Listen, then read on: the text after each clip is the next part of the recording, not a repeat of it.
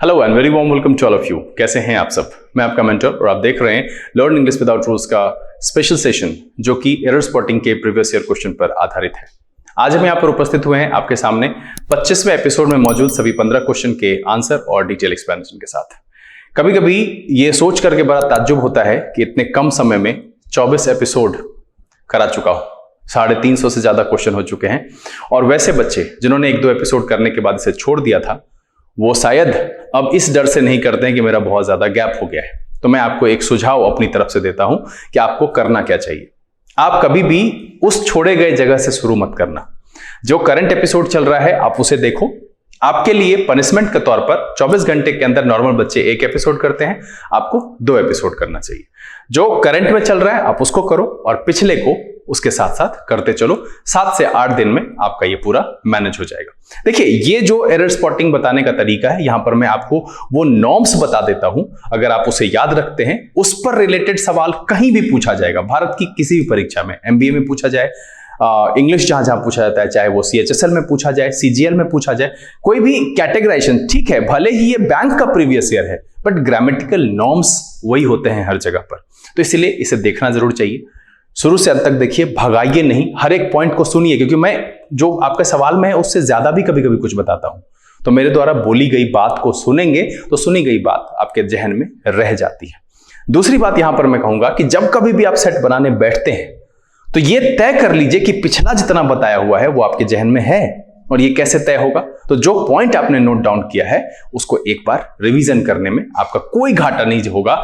10 minute का समय ज्यादा से ज्यादा लगेगा। एक नजर तो देखना होगा और सोचो कि 2-3 दिन अगर लगातार आप रिवीजन करते हो तो फिर कितना समय लगेगा रिवीजन करने में। और उससे क्या होगा कि जो सवाल सामने आएगा ना तो आपको फटाफट दिखेगा, समय कम होगा और आपकी स्पीड बढ़ जाएगी। तो स्पीड तब बढ़ाओ जब एक्यूरेसी हो। साथ में सारे सवाल मत बनाओ। जो सवाल लगे कि ये मेरे से नहीं बन रहा है, अभी से इसकी आदत डालो कि छोड़ना है, क्योंकि एग्जामिनेशन हॉल में आपको पूरे 30 के 30 क्वेश्चन नहीं बनाने होते हैं, 20-15 ऐसे बनाने होते हैं। तो जब मुझे 15 या 10 क्वेश्चन छोड़ने हैं तो यहां पर भी हम वो आदत डालेंगे कि मुझे ये पता चले कि ये मेरी पहुंच से बाहर है। इस तरह की आदत अपने अंदर डेवलप करेंगे तब आप कंपटीशन के लिए तैयार हो पाएंगे। चलिए, उम्मीद करता हूं कि ये जो बात बताया हूं आज से इसे अपना करके आप बनाएंगे और आपको अच्छे अंक प्राप्त होंगे। फटाफट यहां पर आंसर सीट, नोटबुक और पेन लेकर तैयार हो जाइए। देखते हैं कि सेट 25 में मौजूद 15 क्वेश्चन के आंसर क्या है और उसके पीछे कौन कौन सा ग्रामेटिकल नॉर्म्स लगा हुआ है। चलिए देखा।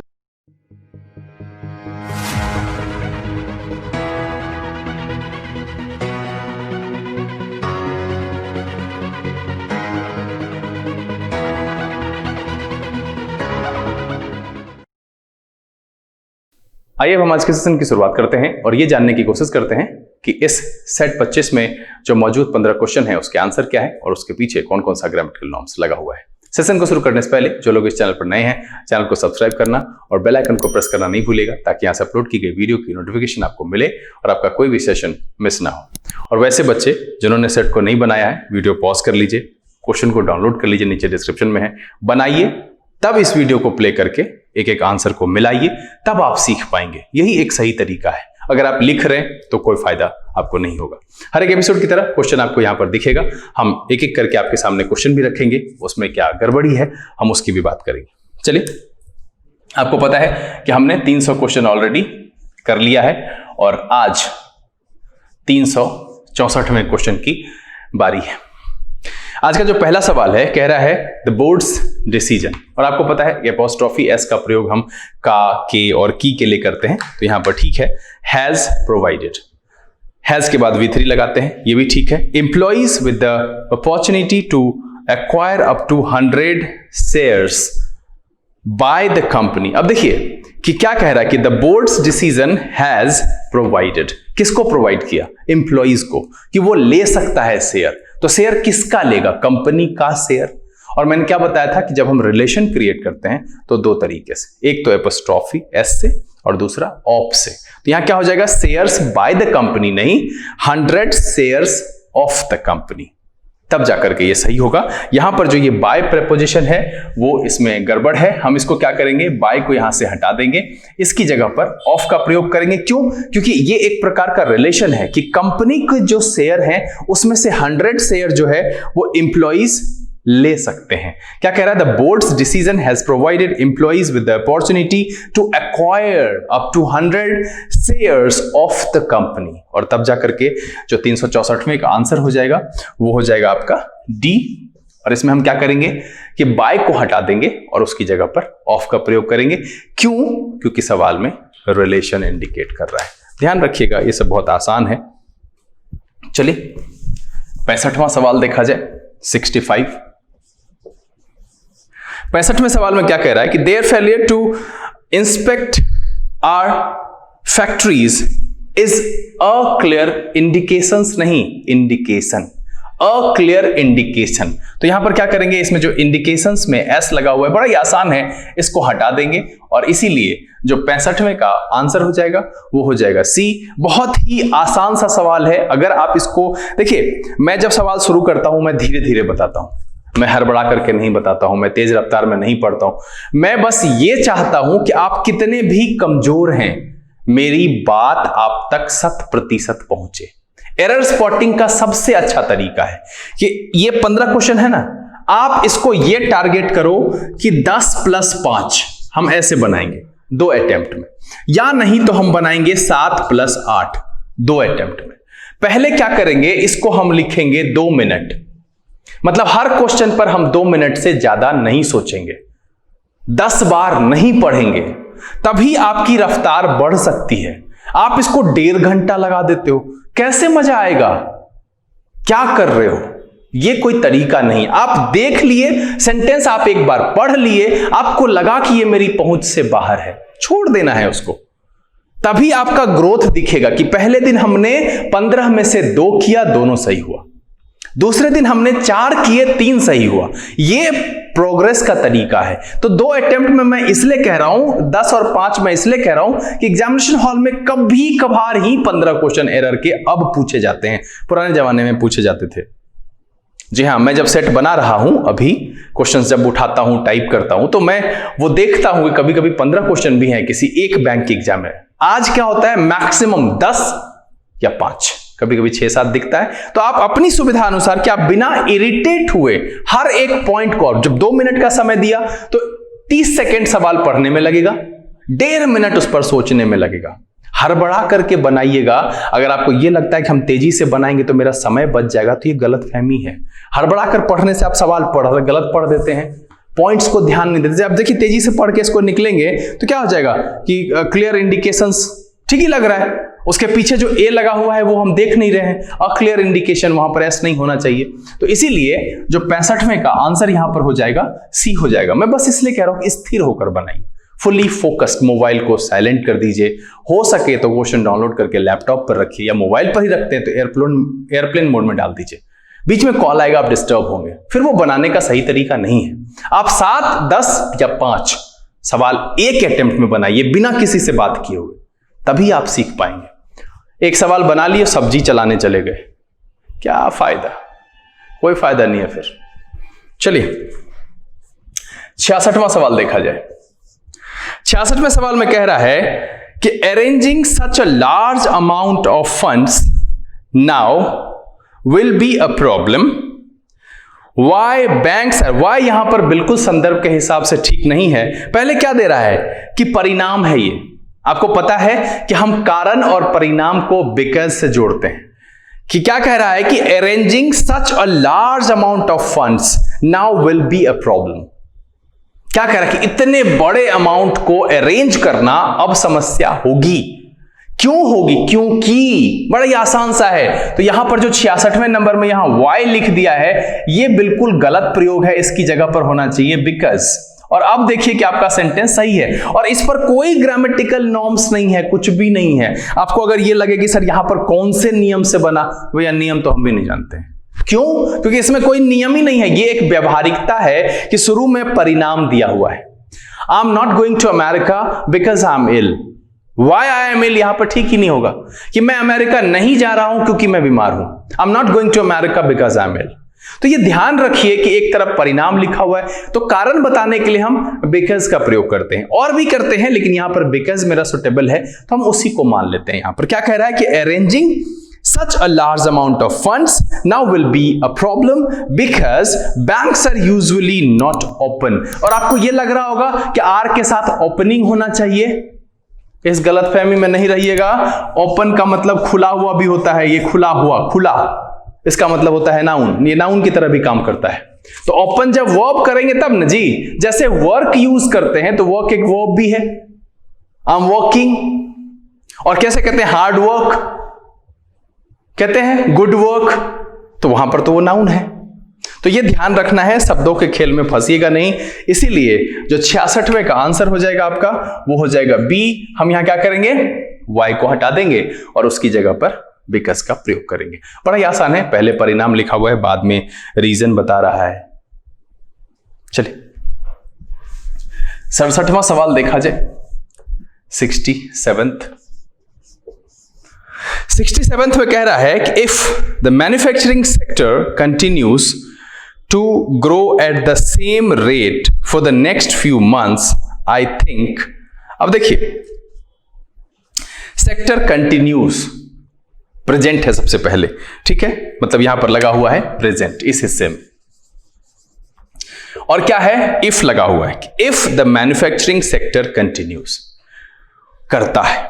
क्या कह रहा है साथ में, द नेक्स्ट फ्यू मंथ्स।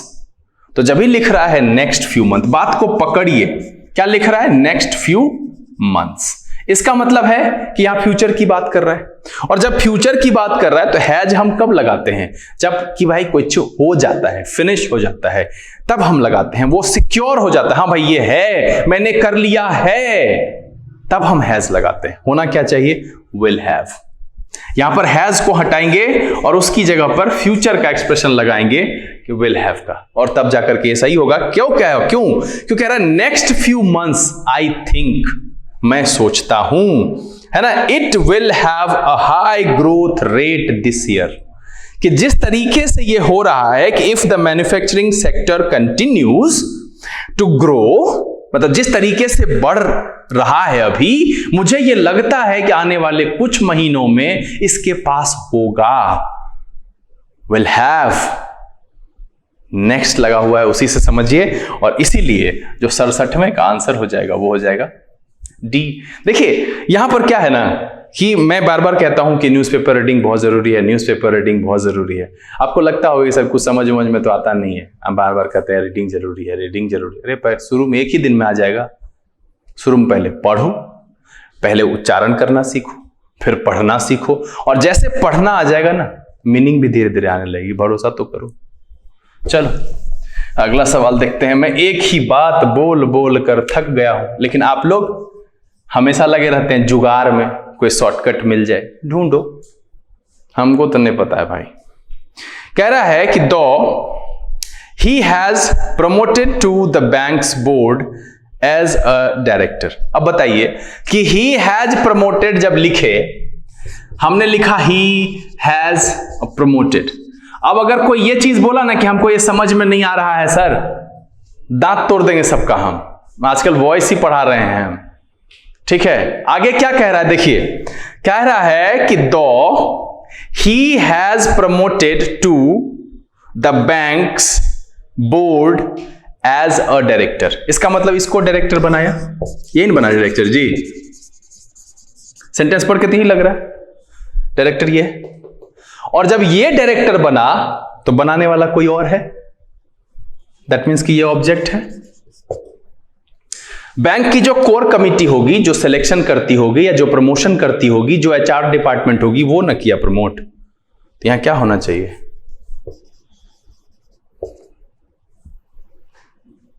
समझ में आई बात।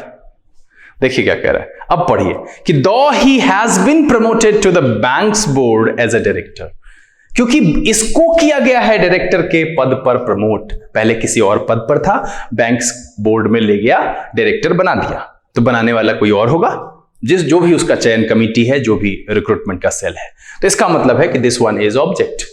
जो डोअर है, जो काम को करने वाला है, जो प्रमोट करने वाला है, उसकी चर्चा यहां पर नहीं है। मेरा सेंटेंस यहां ऑब्जेक्ट से शुरू हुआ है और इसीलिए बी प्लस पास्ट पार्टिसिपल होना चाहिए, और चूंकि यहां पर हैज लगा हुआ है, तीसरा फॉर्म बिन होना चाहिए। मुझे ये पूरा भरोसा है, लिख करके मुझे जरूर बताइए कि इन दिनों जो मैं वॉइस बताया हूं क्या आपको आसानी हुई? अब पहले से आसान हुआ? कुछ दिक्कत है तो लिखिए, देखेंगे हम क्या कर सकते हैं। तो इसीलिए जो 68वें का आंसर हो जाएगा वो हो जाएगा ए। बात समझ में आ गई होगी कि ये हिस्सा पैसिव का है, ऑब्जेक्ट से शुरू हुआ है सेंटेंस, इसीलिए हमें बी प्लस पास्ट पार्टिसिपल उसमें लिखना होगा और वहां पर बिन नहीं है इसलिए हम बिन ऐड कर देंगे। चलिए 69वां सवाल देखा जाए। कह रहा है कि he has telephoned yesterday. He had plus V3। अब टेलीफोन को वर्ब की तरह इस्तेमाल कर सकते हैं, फोन करने को टेलीफोन, एक्शन में टेलीफोनिंग, टेलीफोन्स, टेलीफोन्ड, फोन्ड भी करते हैं, चलता है वो। कह रहा है he had telephoned yesterday, ask how much of the youth. अब देखो कि यहां जो युवा है इसको नापें तराजू पे रख के कि गिनेंगे, तो ये ध्यान रखिएगा कि मच फॉर क्वांटिटी है ना, और मेनी फॉर नंबर है ना। ये ध्यान रखना कि much for quantity, many for number. तो अब यहां पर क्या कह रहा है कि youth who attend our classes would be interested.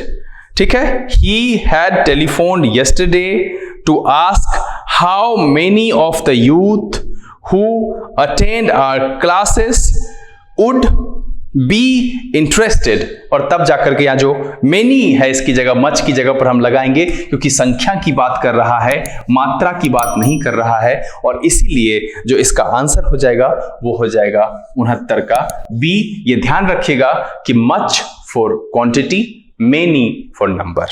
चलिए 70वां सवाल देखा जाए।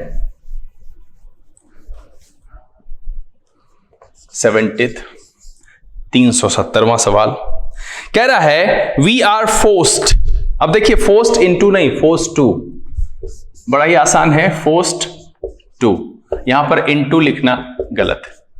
We are forced to react, और इसको ऐसे भी अगर देखेंगे तो पैसिव जो बना हुआ है, इसको दूसरे तरीके से भी देखिए, अगर हम वो कहें कि 2 + V1 इन्फिनेटिव लगाएंगे, we are forced to do something, तो we are forced to react, into नहीं होगा यहां पर, इसीलिए जो 70वें का आंसर हो जाएगा वो हो जाएगा ए। देखिए पैसिव में हम इस तरीके से ऐड करते हैं, आगे 2 + V1 रखते हैं, तो वी आर फोर्स्ड ये पैसिव में है। ये कैसे बता दिए सर ये पैसिव में है? आप तो सर हैं, आप जान जाते हैं बहुत सारे बच्चों का, हम क्या करें सर, भैया इतना पढ़ा चुके हैं कि बी का कोई भी फॉर्म पास्ट पार्टिसिपल के साथ आएगा तो वो पैसिव में है। क्या लिखा हुआ? We are forced. आर जो है वो बी का फॉर्म है और फोर्स्ड जो है उसको पास्ट पार्टिसिपल फॉर्म है फोर्स का, तो पैसिव में है बिल्कुल। तो टू रिएक्ट, किसी ने दबाव डाला हम रिएक्ट करें, इसके लिए we are forced to react, और इसीलिए जो 70वें का आंसर हो जाएगा वो हो जाएगा ए। यहां पर क्या करेंगे? इनटू को हटाएंगे ताकि 2 + V1 हो सके। चलिए 71वां सवाल देखा जाए। बड़ा ही आसान सेट रहा है, कुछ खास नहीं है इसमें जानकारी, लेकिन हाँ बना रहे हैं तो कुछ खास जब नहीं है तो आपको मार्क्स भी तो खास होना चाहिए, 13-14 होना चाहिए। लिख करके बताइए कमेंट में। वैसे भी बहुत सारे लोग जो हैं कंजूस हैं, उनको बड़ा डर लगता है उनकी इज्जत प्रतिष्ठा चली जाएगी। अरे भाई मेरे YouTube चैनल पर मार्क्स लिख दोगे तो इज्जत प्रतिष्ठा जाएगी नहीं, हम रास्ता बताएंगे कि मार्क्स क्यों नहीं आ रहा है, लेकिन जिस दिन फेल कर जाओगे पूरे समाज के सामने इज्जत प्रतिष्ठा चली जाएगी, तब क्या करोगे? तो बेहतर है कि अभी यहां पर चली जाए, लेकिन सुधर तो जाएगी, इसलिए लिख करके बताइए कितने नंबर आते हैं। चलिए 71 में क्या कह रहा है कि the government is working out a new system to compensate those companies for selling, to sell नहीं, फॉर सेलिंग, क्योंकि देखिए एक्शन यहां पर क्या दिख रहा है हमको, कहीं ना कहीं कंटिन्यू दिख रहा है। क्या है? Companies for selling products below the market price, मतलब है गवर्नमेंट जो है वो तैयारी कर रही है, is working out a new system to compensate. Compensate कहने का मतलब है कि उसको जो क्षतिपूर्ति कहते हैं, कॉम्पनसेशन का मतलब होता है क्षतिपूर्ति। तो कॉम्पनसेट करने का प्रयास कर रही है, कोई योजना पे काम कर रही है वैसे कंपनी के लिए जो बेच रहे हैं फॉर सेलिंग। और मैंने कहा था कि अगर हम किसी कंटिन्यूअस एक्शन को एडजेक्टिव या उस तौर पर रखना चाहते हैं, और वैसे भी प्रेपोजिशन है तो जो रिस्पॉन्सिबल है, एक्सचेंज का सेंस आता है फॉर से, यहां पर टू सेल होगा नहीं, क्योंकि वो बात वहां हो रही है, उसके लिए कॉम्पनसेशन की तैयारी हो रही है। यहां पर वो फ्यूचर की या इन्फिनेटिव वाला सेंस परफेक्ट नहीं आ रहा है, तो इसीलिए क्या करेंगे, फॉर सेलिंग, और तब जाकर के ये सही हो जाएगा। यहां जो टू सेल लिखा हुआ है वो संदर्भ में बिल्कुल फिट नहीं बैठ रहा है, because companies are selling their products, कि कंपनी पहले से बेच रही है, now government is preparing to compensate, कि सरकार अब तैयारी कर रही है कि उसको कंपनसेट कैसे करे, कोई स्कीम ला रही है, कोई सिस्टम ला रही है, तो यहां पर फॉर सेलिंग होना चाहिए, और तब जाकर के जो 71वें का आंसर हो जाएगा सी हो जाएगा। क्या करेंगे इसमें, टू सेल को रिप्लेस करेंगे फॉर सेलिंग। ठीक है, चलिए 72वां सवाल देखा जाए, और यह है कॉर्पोरेशन बैंक पीओ एग्जाम 9/5/2010। 72वें सवाल में देखिए क्या कह रहा है कि सम जेन्युइन इश्यूज एग्जिस्ट। अब सबसे पहले इश्यूज एग्जिस्ट, पकड़िए बात को, exist V1 with the newly adopted system, यहां तक ठीक है। अब हमने इसको कैसे कहा V1, देखिए issues, subject plural, verb plural, clear है यहां तक। भटकाता है, आपको भ्रमित करता है, उसी भ्रम में फंसना नहीं है। क्या कह रहा है कि some genuine issues exist with the newly adopted system and needs होगा कि नीड होगा। जब इसी की बात कह रहा है तो नीड न होगा, एंड लगा हुआ है वैसे भी, और मैं ये कितनी बार बता चुका हूं कि एंड से जब जोड़ते हैं तो दोनों तरफ सेम सेम। तो इसको जब जोड़ा एग्जिस्ट एंड नीड, नीड्स तो होना नहीं चाहिए। क्लियर है कि एंड से जब जोड़ते हैं, मैं कई बार बता चुका हूं ऐसा कि ये तो अब ऊंघते हुए में भी आपको सही समझ में आना चाहिए, बिल्कुल। तो एंड का मतलब है कि दोनों तरफ बराबर। मैंने कब कहा था कि राम एंड गुड नहीं लिखते हैं, जब भी लिखते हैं good and bad, Ram and Shyam, same same को ऐड करते हैं। तो इसीलिए जो है 72वें का आंसर क्या हो जाएगा, हो जाएगा सी। बड़ा ही आसान है, चूंकि मेरा सब्जेक्ट प्लूरल है इसलिए मेरा हर वर्ब जो आएगा वो प्लूरल होगा। यहां पर एग्जिस्ट प्लूरल है, नीड्स सिंगुलर है, ऐसा हटा दें, सही हो जाएगा। चलिए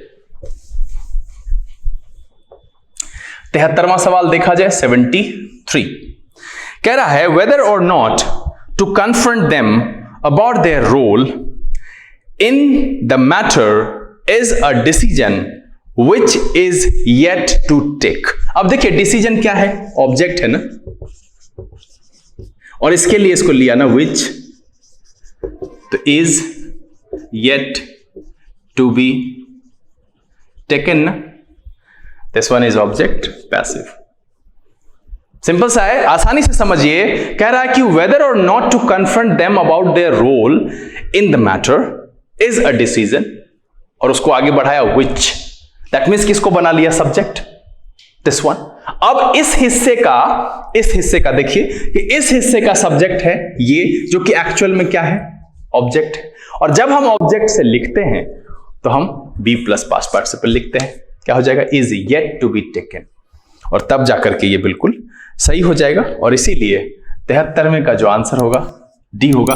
मुझे इतना उम्मीद है, लगभग 10 से 11 सेशन मैंने वॉइस के बताए हैं, और उम्मीद करता हूं कि अब ऐसे सवाल में आप फंसते नहीं होंगे। अगर अभी भी फंस रहे हैं, लिख करके बताइए कि आखिर हो क्या रहा है आपको।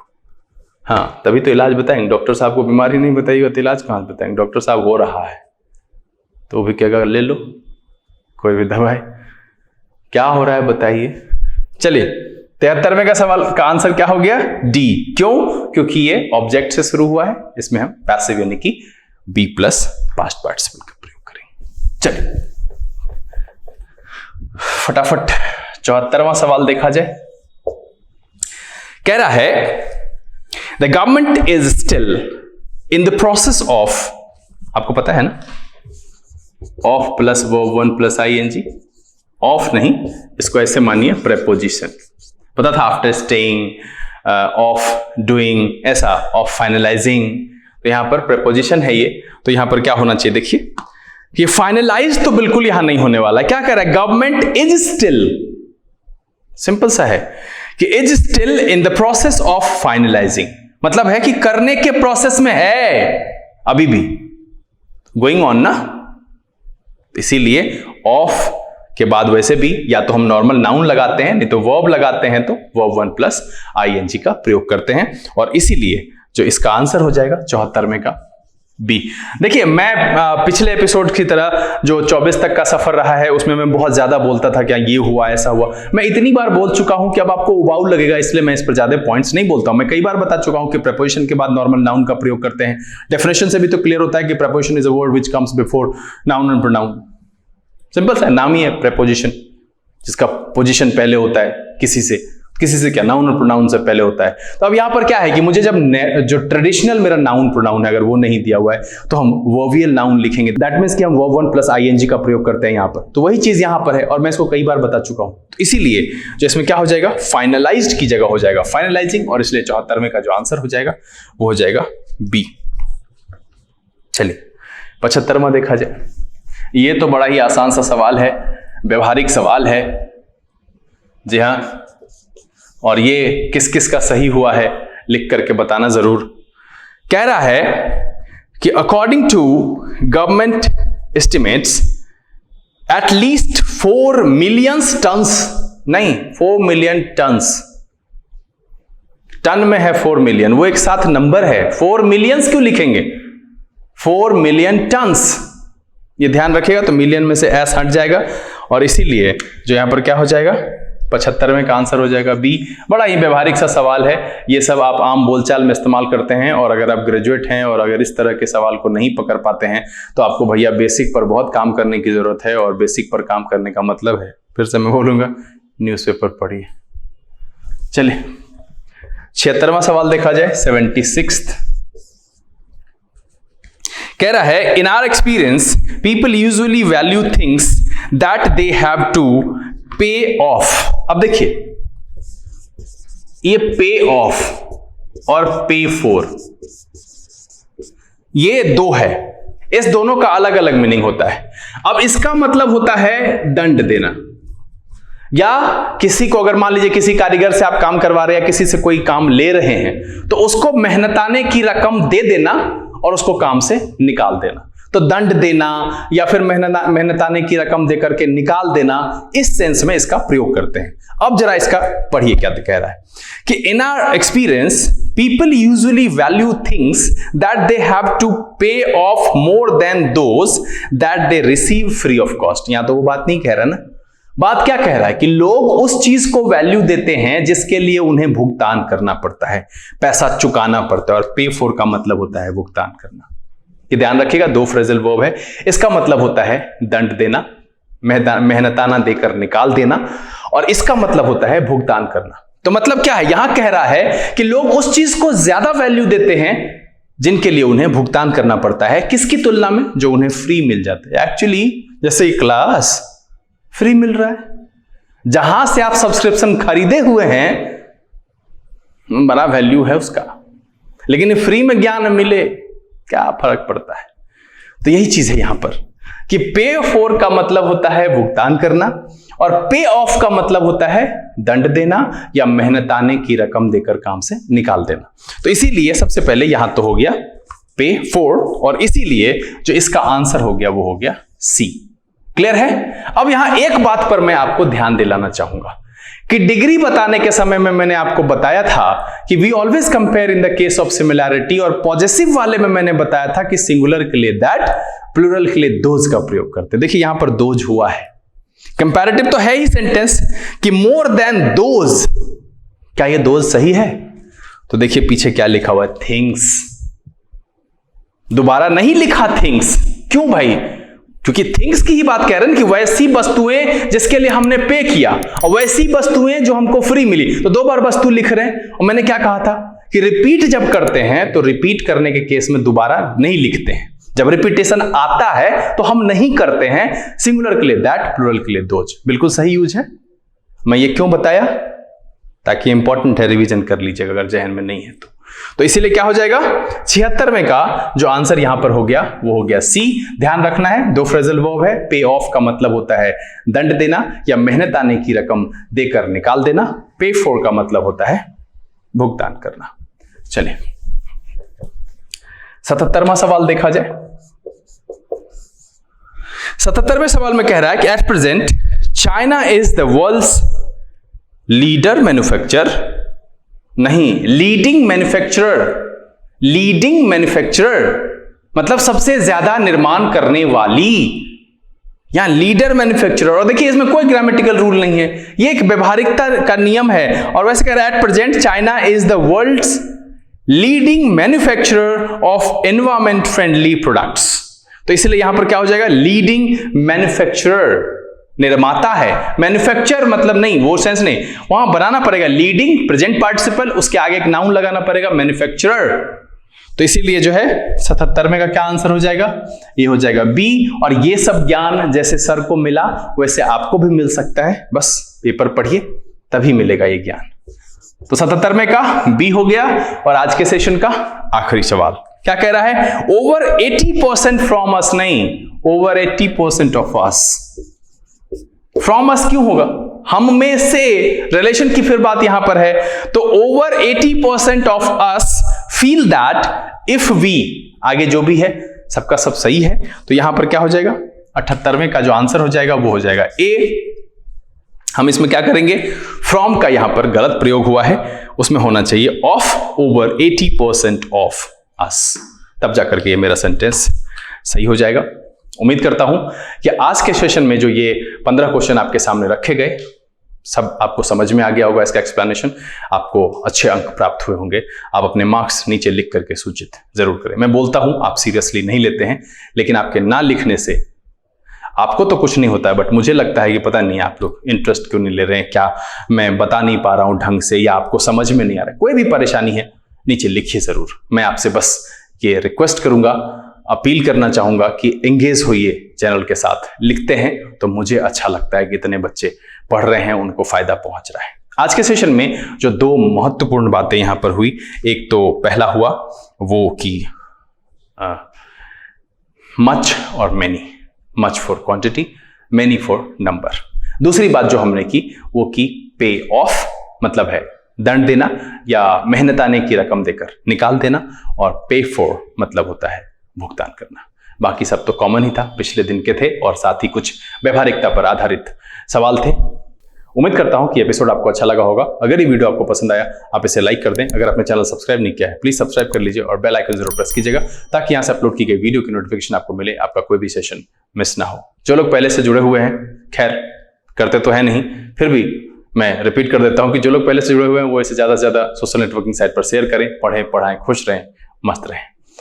एक बात यहां पर कहूंगा कि अपनी पढ़ाई में कमी नहीं कीजिएगा, चाहे कुछ भी हो जाए, परिस्थितियां बदलती रहती है, लेकिन इंसान की चुनौती सिर्फ वही कम कर सकता है, वरना आसपास और परिवेश उसके लिए चुनौतियां हमेशा बढ़ाती रहती है और नई चुनौती बनकर खड़ी होती रहती है। इसलिए अपनी तैयारी में कोई भी कमी नहीं रखिएगा। वक्त है यहां से विदा लेने का। आपको पता ही है कि एपिसोड के अंत में एक प्रीवियस ईयर का सेट है, नीचे डिस्क्रिप्शन में उसका लिंक है, आप वहां से डाउनलोड कीजिए, बना करके तैयार रहिए। बहुत जल्द उसका भी सोल्यूशन लेकर के उपस्थित होंगे। पढ़ते रहिए, घर में रहिए, खुश रहिए। अगले दिन एक रोचक एपिसोड के साथ उपस्थित होते हैं। तब तक के लिए लर्न इंग्लिश विदाउट रूल्स के सेशन से this is BK Singh signing off. Keep reading, keep practising. Thank you, God bless you.